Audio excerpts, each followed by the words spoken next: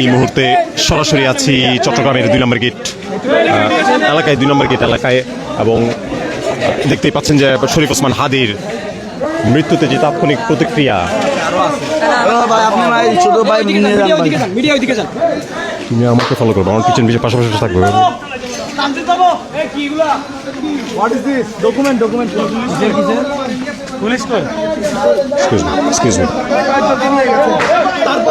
অস্ত্র পাওয়া যায়, কালকে যদি এই অস্ত্র দিয়ে আমাদেরকে গুলি করা হয় এর দায় কে নিবে? একটা আমি তো অস্ত্রের ধরন জানি না ভাই, এই ছোট পিস্তল টাইপের, পিস্তল টাইপের।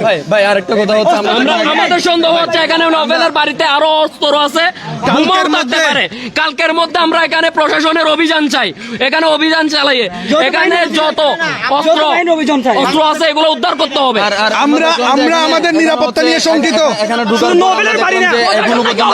বসবাস করতেছে, চালের বস্তা আমরা দেখতে পেলাম, বিভিন্ন ধরনের দুধ তৈরি দই আমরা দেখতে পেলাম।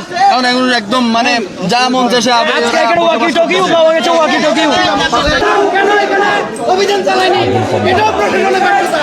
তারা এখানে কিভাবে তাদের সন্ত্রাসী কার্যক্রমগুলো প্ল্যান করে সব এখান থেকে হয়। কেন আজ পর্যন্ত 4 বছর আমরা যৌথ বাহিনীর অভিযান চাই, আমরা যৌথ বাহিনীর অভিযান চাই। আজকে সকালে যেন এখানে যৌথ বাহিনী এসে চাপ করে এবং বিপুল পরিমাণ